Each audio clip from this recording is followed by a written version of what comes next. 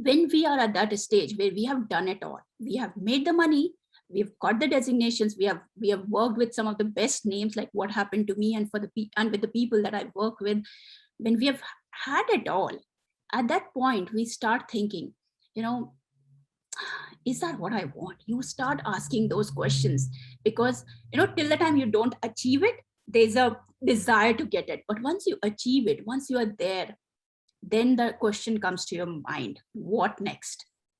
Is that what I'm here for? And I think that's what gives rise to this midlife crisis, as we say, or mid-career crisis. Check the mic and make sure it sound right, boys.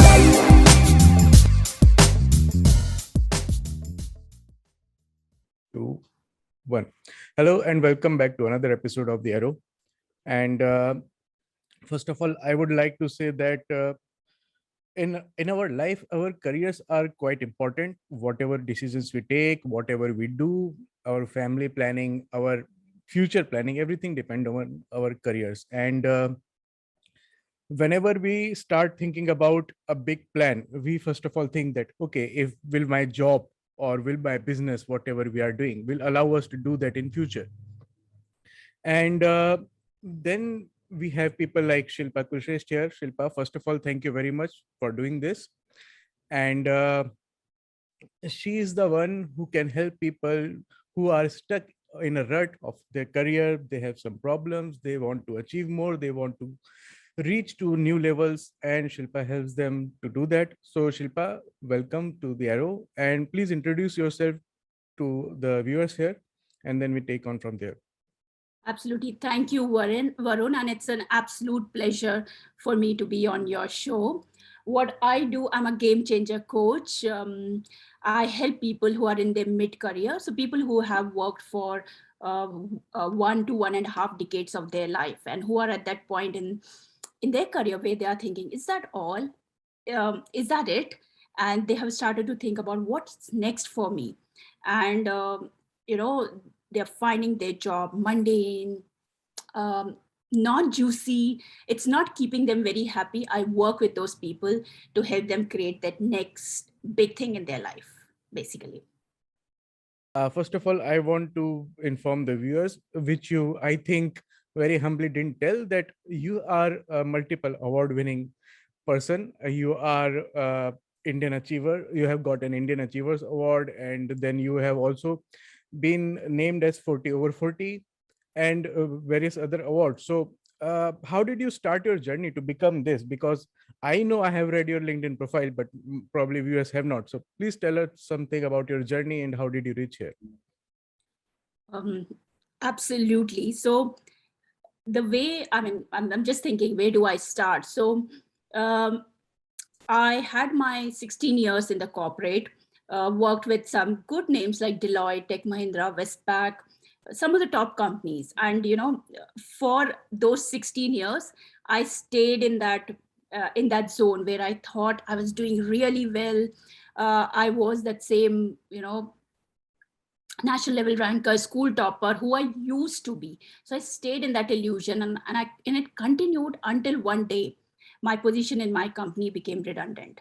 And this was this was a huge question mark on my own capability, on who I was. Like, where did I go wrong? The best thing I did, Varun, was not to blame anybody else. I realized somewhere I had slipped. And that day when I was told that my position had become redundant, I will never forget it. I remember the moments of it. They're, etched in my memory. I started asking myself, actually, where am I going? I would have happily continued in my corporate journey if not for this redundancy. But this redundancy has told me that somewhere in my journey of 16 years, I had slipped into what I call mediocrity. And it is my responsibility, my 100% responsibility, to figure out why did that happen, and what is it like. Even if I get back to my usual self, where is it that I am going? Because until that point, honestly, I never asked a question about what is the destination in my GPS. And I feel that most of us don't, unless circumstances push us, something goes wrong, our world falls apart. And that's exactly what happened with me. So with those questions in my mind, I said, okay, I'm not going back to the corporate as of now. Let me first work on myself. Mhm. And then I started learning from the best coaches in the world, the best strategy gurus. And as I worked on myself, and I just went into this huge personal development spree, where I just wanted to know what is it that I'm good at, which I didn't know till that point of time. What is it that I want to choose in life if given an opportunity? Uh, and what are my strengths? What are my core strengths? Uh, as I worked on myself for a few months, I started getting answer to all those questions, and I started seeing a very different side of me, a Shilpa whom I had never met. This Shilpa was very different from that loner who used to sit in a corner in the corporates. Mhm. This Shilpa was very different from the Shilpa who had no voice in the meetings. This Shilpa was very different from the one who would just step into any gathering, whether it is personal or professional, and would have no identity. And I started loving that side of me. And as I loved it, I thought, you know, I didn't realize it till the time it happened to me. And there's so many people around me. I started noticing more of them uh, who have slipped into mediocrity. And then I started working with them. First time I thought, uh, first time I started working with somebody, and they got a killer result. I thought it was by chance. I thought I got lucky, and then it happened again, and then it happened again, and then I realized that this is what my core strength is. This is what I'm really good at, and that's how I'm on this journey. And I call it a journey because there's never any end point. I'm on this journey of helping other people move from their mediocre zone or the average zone, murder it, and step into their power zone. Exactly. And I know people like this, and I also know circumstances like that myself. But why does it happen that people slip into mediocrity after, as you said, a decade or so? What does it happen? Is it because of that particular person? It is because how they are in their organization, or is this also this decade old employee? Is this a place which is like a middle child, that he does not get all the love and he does not get all the responsibilities either? So what is the case? Getting stuck in this rut of non-stop mediocre jobs, and that's it. So I would say a good part of it is us as individuals, Mhm. and some part society has played as well. So right from the moment we are born, there's a certain expectation that society starts imposing on us, in terms of the schooling, in terms of how we should be disciplined, how we should be, how we should be acting, and it just continues through the high school and into the unis, picking up something which keeps us safe, which sets us up for future, which gives us a secure life. It has become the way of the society, and no matter how much we try to keep it aside, it does have an impact on us, and we do look for safe jobs, secure jobs, doing the usual because we know that is which is going to keep us probably as happy as others are. We don't know how Hmm. much happiness we deserve, but we at least want the average happiness in this world. And when we are at that stage where we have done it all, we have made the money, we've got the designations, we have worked with some of the best names, like what happened to me, and and with the people that I work with, when we have had it all, at that point we start thinking, you know is that what I want? You start asking those questions, because till the time you don't achieve it, there's a desire to get it. But once you achieve it, once you are there, then the question comes to your mind, what next? Hmm. Is that what I'm here for? And I think that's what gives rise to this midlife crisis, as we say, or mid-career crisis. Hmm. I think a lot of people still keep shoving those questions away, and they continue, and they can very well survive. Like with the mediocrity, the problem is you won't even know that you are a mediocre. You can survive. Had my redundancy not happened, had I not got that feeling of jolt that somebody had pressed a button on me and told me not to come to office from tomorrow, I would have continued till the day I retired, continued forever. Hmm. And most people do that. So for the people who ask questions, some people ask questions, but then they keep it aside and they continue with their routine. But there are some people who step into it and who ask themselves the hard questions. They are still harder questions, more uncomfortable conversations, and they start acting on it. And that is where they slowly start getting out of that mediocre zone. So it's a natural process which happens to most of the people, unless there's somebody who has listened to his heart. And that's why I always say, and it has become more of a cliche, for follow your heart, not the head. But I say, yes, definitely, practically do it in every instance, do it every single moment of the day, follow your heart, because that's what you are going to love about yourself. That's a very good point. You said that if you haven't got that jolt, you probably wouldn't have asked questions to yourself. But I would like to know that what questions should we really ask without getting that jolt, so that that jolt will never come. And can you tell me something about that? What we should ask if we are not realizing, as you said, that some people don't ever realize. So what questions should someone ask to himself or herself to realize that, okay, I think I need some changes in this? Yeah. So first thing that you need to ask is, do I really love my job? For me, there was no question of hatred. A lot of people say that we failed, and then we took this path. For me, it was not a big failure. If you see, redundancy is not also a big failure. Just that it stirred a lot of questions inside me, as if somebody has thrown a stone in the ocean. It was like that. But you need to actually ask what you are doing. Do you really love it? Are you enjoying it to the core? A lot of people will not be able to answer that. you know Mm, the answer would be in the negative. And if you're enjoying that, if you're loving that, are you working up to your biggest potential? Again, the question would come, what is my potential? How do I know? So and there's no one answer to it. What I would say is, every single day we need to keep doing something which keeps us out of our comfort zone, something which makes us uncomfortable. And slowly you start getting juices in that. mm, Slowly that becomes a habit, and that enables you to think differently, away from the norm, away from the average. And then you can question, what I'm doing, is that good? And maybe it is good. Not everyone goes through this midlife crisis, but I would say 75% people, 75 to 80% people do. So it's great to ask these questions, and and keep doing some things which are out of the ordinary. Just peep out of your that world that you are part of, that world that you fully know. Just peep out of it every now and then, and see, do other things interest you? Does that give you more happiness? And some people will say, why should we do it if we are happy? Yes, if you're happy, you don't need to do it. mm. You have to really ask yourself, um, am I really happy? I see.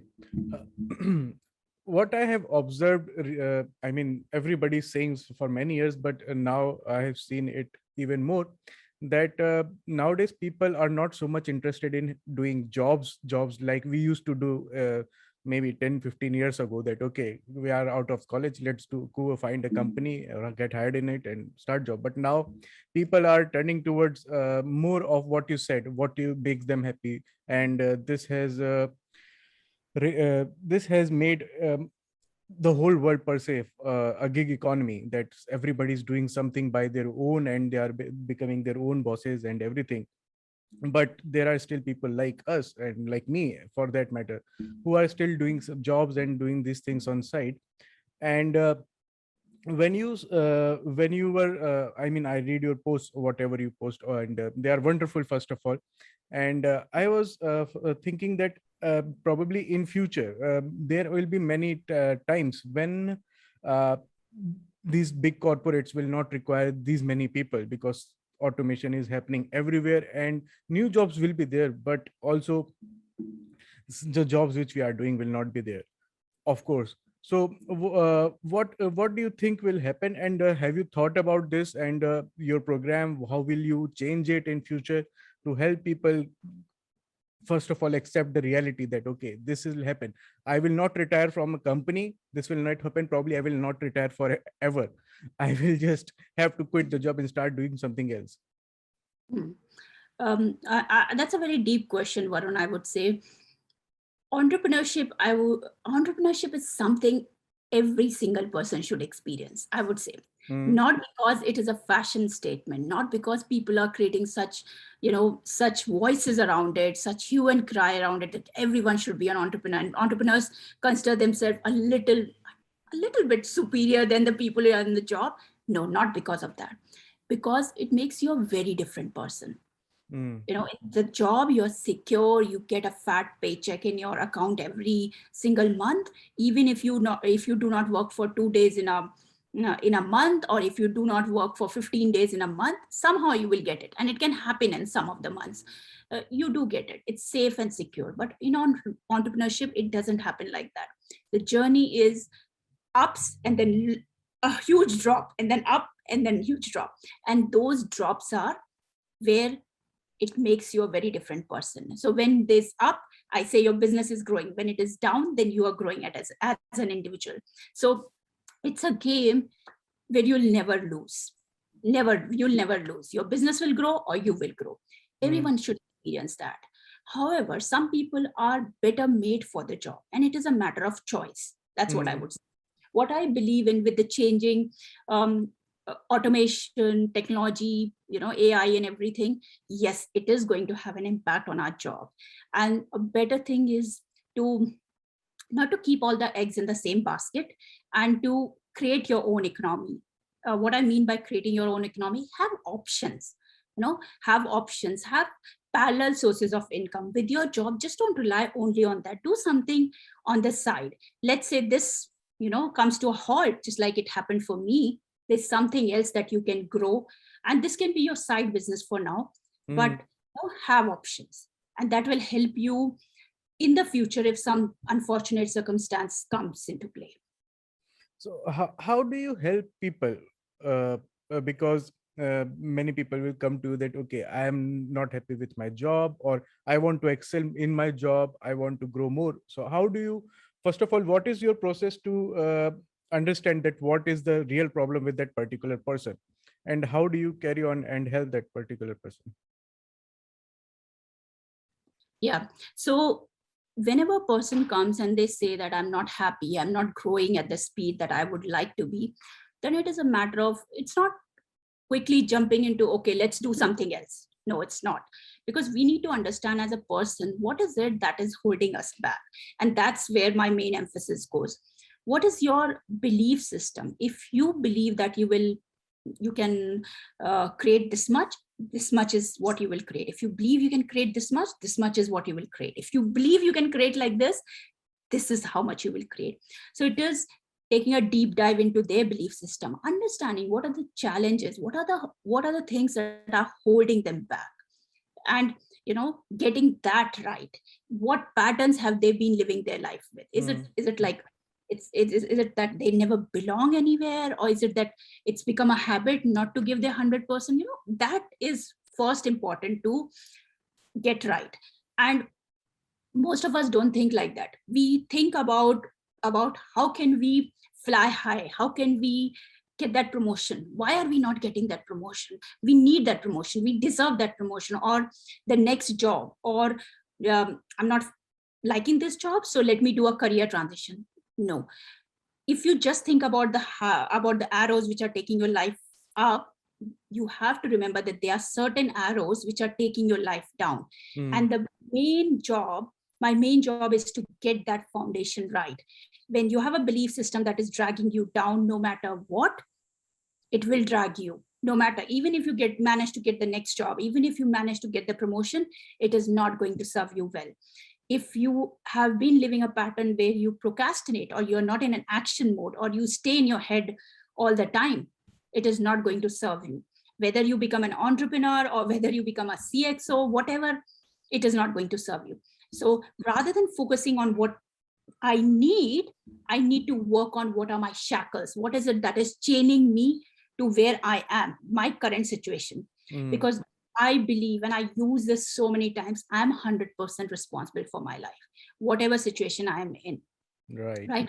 And sometimes the situations might be tough. There might be things which have been imposed on us by life, but that's how life is. Life will always be a B, no matter what you do. right? It will always throw things that you least expect.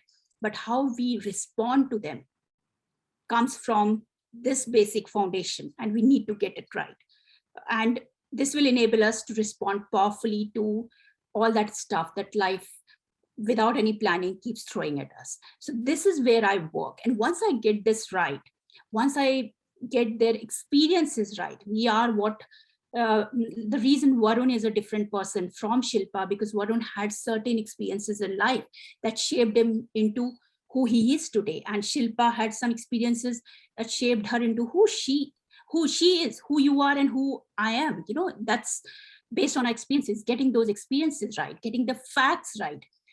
Once we have got them, then I say, now is the time to figure out where is it that you want to go. And then we start working on the goals. And I would say getting the goals, setting the goals and getting the goals is an easier thing.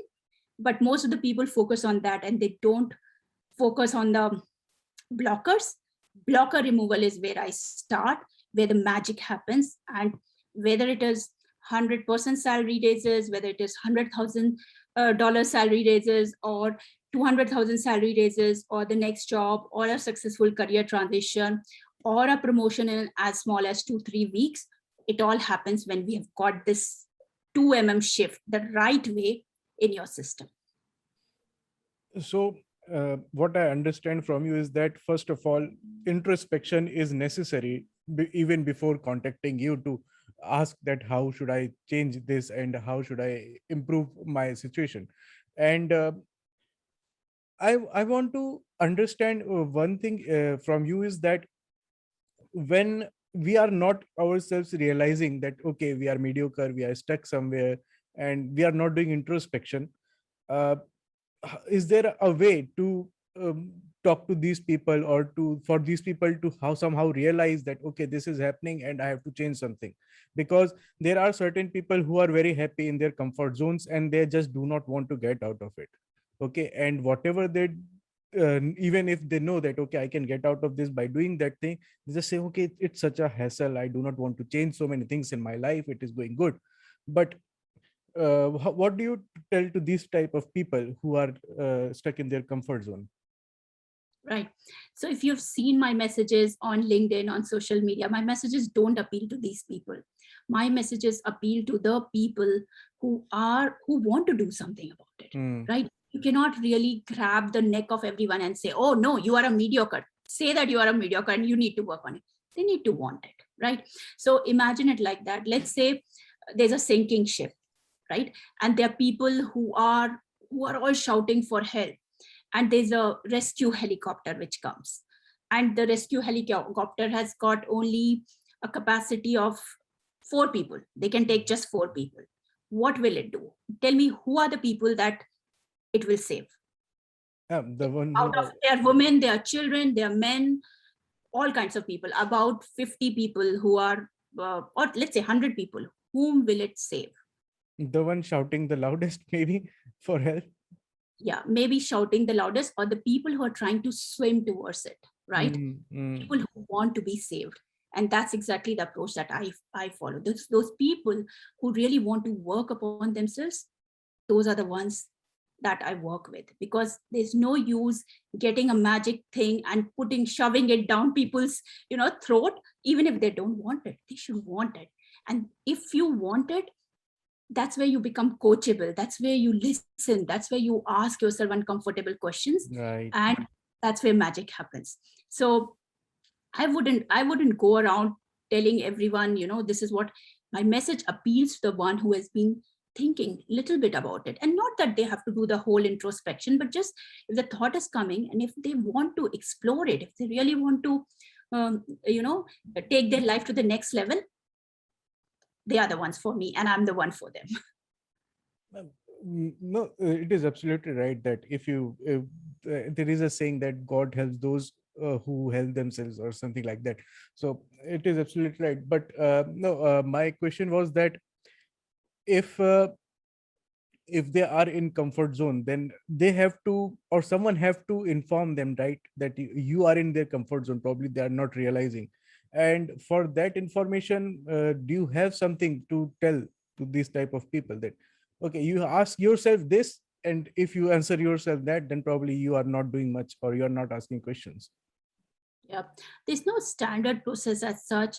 I would say, and it's a very good question because I haven't thought about it, because I appeal to the people who want to work upon themselves. But these people, if they are a little bit self-aware, they're reading quite a lot.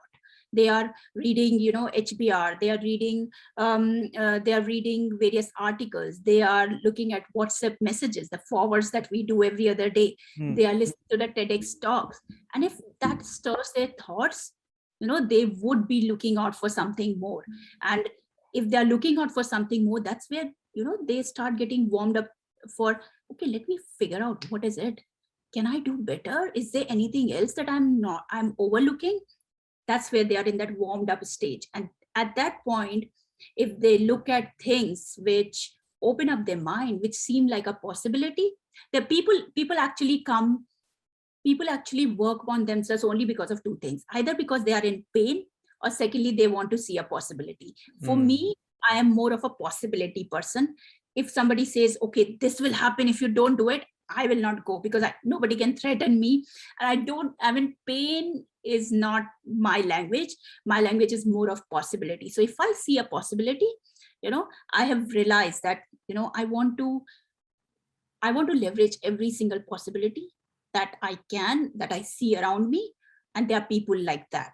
So you would come either if you see a possibility, or you would come if there's some area in your life which is sore, right? So when they are in that warmed up stage and they're open to looking for those things, that's where they'll find the right person. Whether it is me as a coach or is it somebody else, it really doesn't matter. It is what matters is their life and where do they want to take it. And then there are also those type of people who just are not happy. They are just not happy being mediocre, but they also do not know what to do. So what do you tell to this set of people? So these are the people that I work with. They don't know what to do.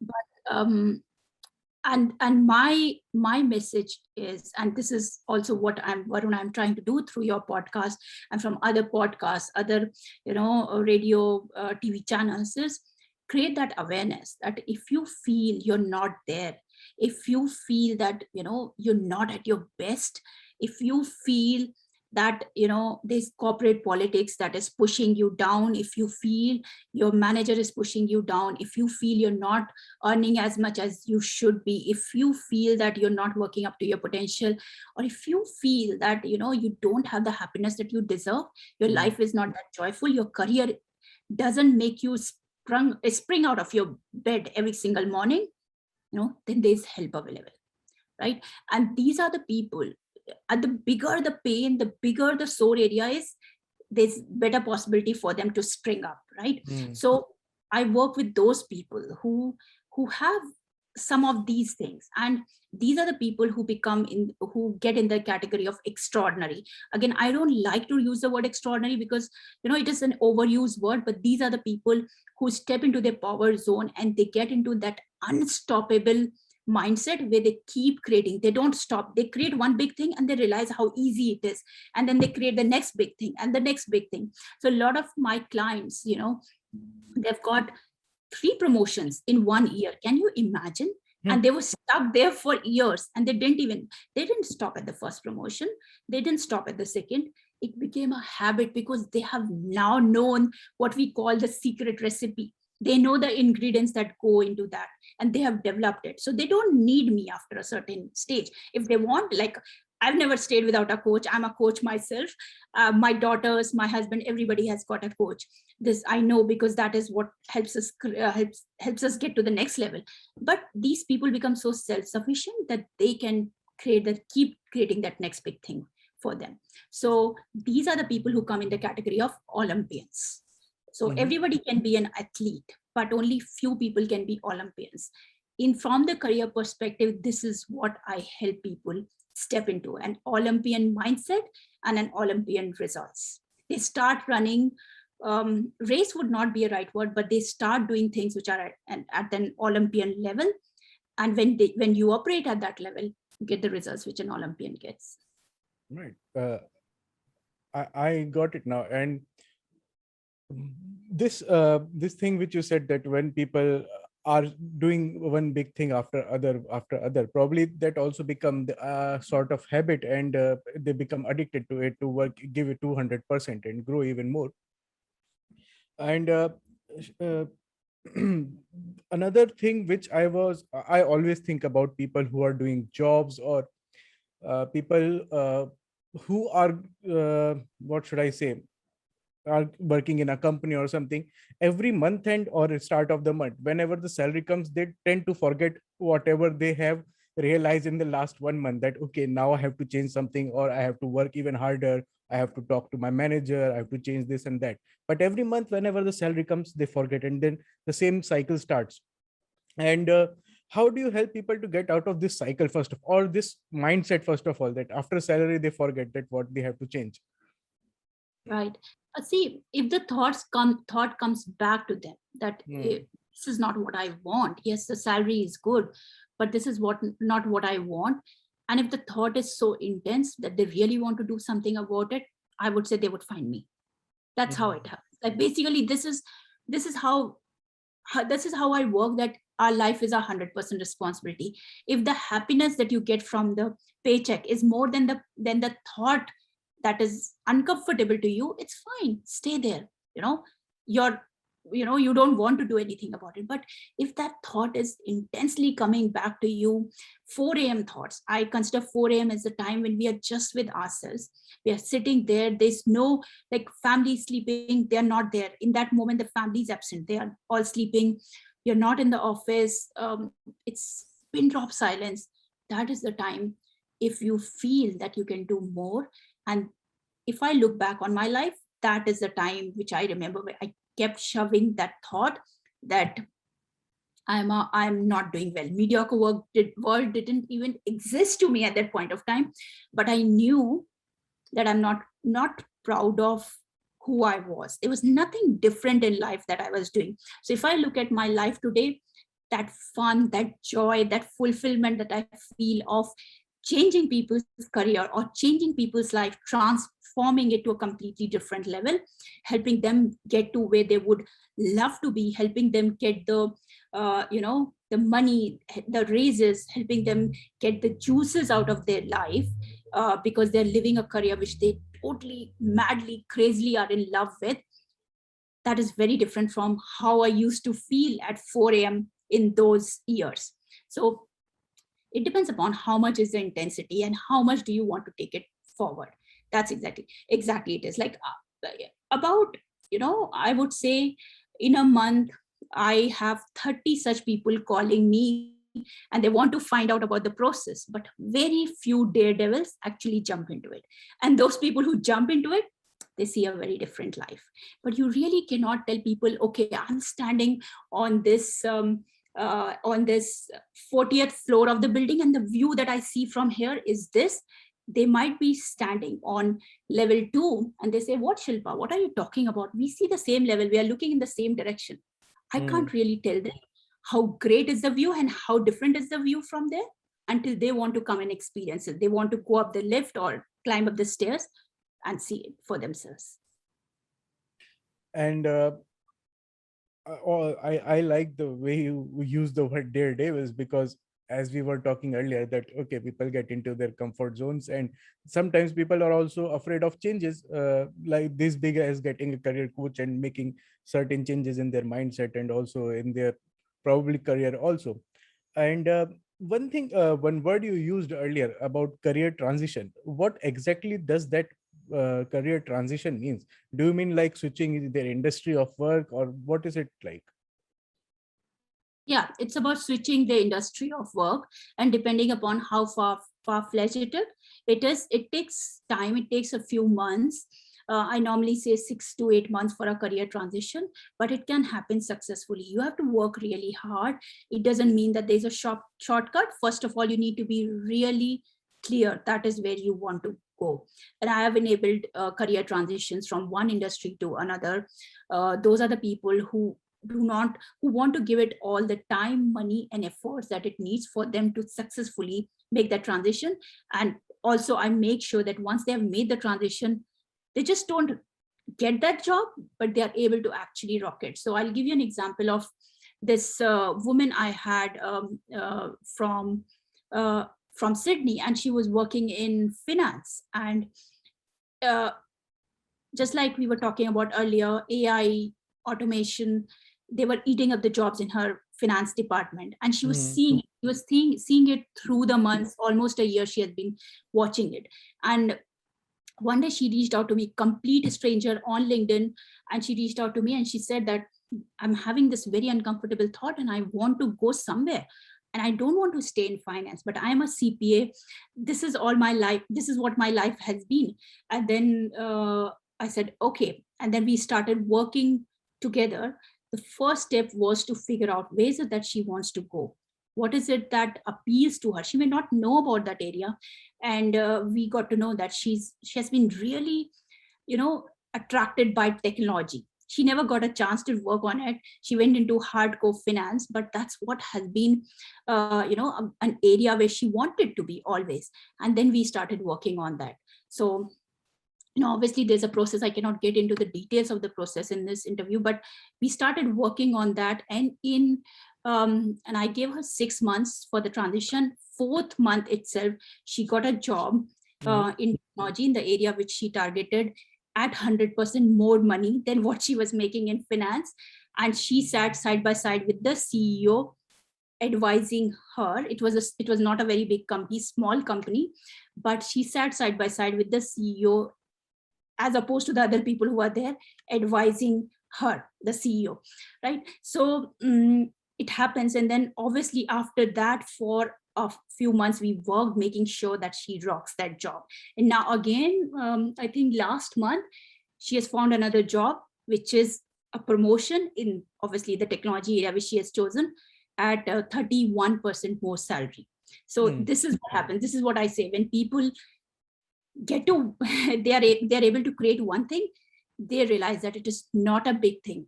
They just need to repeat the model to create the next thing. And it's not that they start running. One thing that I want people to get clear is they're not running after things in life. A lot of people who are in their comfort zone, they say, oh no, we don't want to actually run after things. We want to enjoy life. I mean, people are enjoying their life, right? These people are enjoying it. They're not dry. They're not running after goals and not living their life. They're actually living it much better because they are doing big things and they are creating every single joy. They're having those goosebumps along the process and basically playing it full. So you would have seen murdering mediocrity and playing it full is my slogan, my motto. It's a way of life. It's like a religion for me. So you cannot really play it full until you have murdered your mediocrity. And once you've murdered your mediocrity, you cannot help but shine in all the areas, your achievements, your relationships, and your health. So that's why in my programs, a lot of people, and these are not health or weight loss programs, along with the career, they get the relationships to a completely different level. They've never experienced it. They get their weights. People have, so I told you about that woman who got 3 promotions in a year. She lost her weight by 22 kg and she's on top of her health, really rocking in life. So this is what happens when you start working on yourself. You see a very different world, and nothing is not possible because of the mindset that you have developed. Right, and it reduces a lot of stress. Probably that also helped her. Absolutely. Lastly, Shilpa, I want to know about what has changed after 2020. After this coronavirus hit, people were locked down, then they were working from home. And I have seen the mindset of many people changing. They have actually, as you were saying, that they have started enjoying life or living life, or I don't know, they have realized that, okay, they were just spending all their time on jobs. They are stuck in traffic, they work, they come back, stuck in traffic, that's it, sleep. So you are so close to the job market and people who are coming to you. So what changes have you seen in the mindset of people after this pandemic, and what do you see in future because of this, or what are the repercussions of this? Again, this is really deep question, Varun, and not to forget the impact on the lives that we had in Corona. Obviously, my heart goes out for that. But Corona, everything that comes in life that teaches us something. What this has taught is, one is to appreciate our surroundings, our environment, our family, whom we never had time to really, take care of. Yes, we were taking care of, but our job, which was supposed to be a means to live our life, it was like our life was being run by our job. So it Right. has put us back in the right game, which is awesome. It has told us the value of our loved ones. It has told us the value of us, of our friends. We craved for them for months, right? And at the same time, we were establishing all these relationships with, we were deepening our bonds with our immediate family. So that is one good thing. The other thing is, it has really created a lot of rock stars, those people who said, forget Corona, forget the economy, forget the market, I don't care, I just know that I need to beat everything and I need to step up to the next level because this is what I want. Those people have been able to beat all that system, beat the impact of Corona, job market, and they have been able to get to the next level. I talked about this career transition, and there are people who have been living a life of fear. They started working on it, and they have been able to create. So there's another client of mine who was also a previous colleague. In Corona, he got a job. He was literally forklifted from LinkedIn for a job which was 55% more than his salary.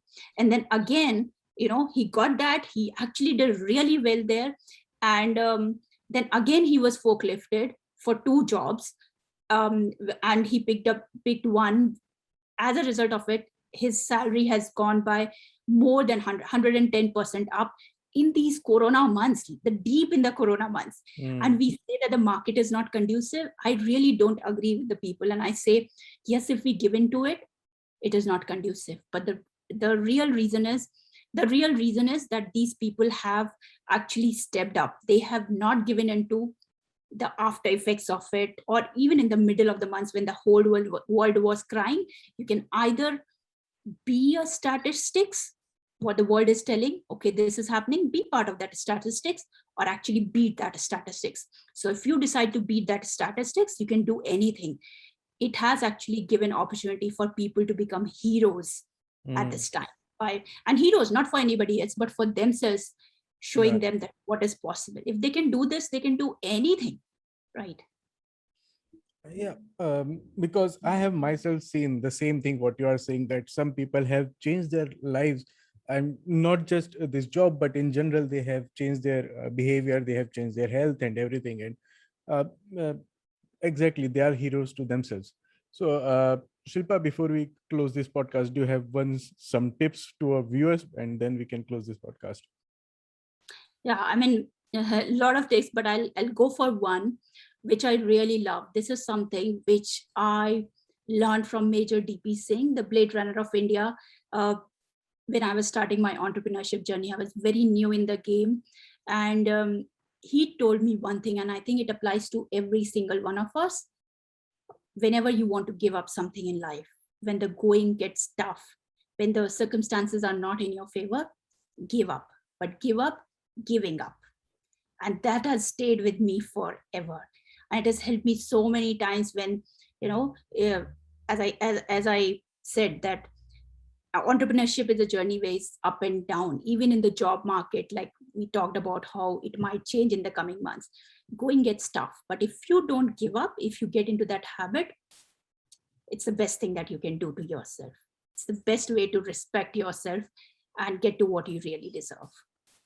Awesome. So giving up, and also like and share this channel and subscribe to this channel. And thank you, Shilpa, once again for coming on this podcast. And it was a great informative podcast for myself also, and I hope the viewers will like it too. And can you just tell the viewers also how to get in touch with you if they want to? Absolutely. Very simple. LinkedIn is my most authentic home. I don't operate from a website because I feel till you reach a certain level in business, I mean, till you can very well run a successful business up to $1 million by You don't need a website, you don't need any fancy tools, you just need a heart, and you just need the ability to make a difference. So they can reach out to me on LinkedIn, Shilpa Kulshresta, search for it, and I'm happy. Send me a message and I'm happy to talk. Okay, I will drop the links down in the description. And thank you everyone. Once again, please subscribe to this channel and bye-bye. Check the mic and make sure it sound right, boys.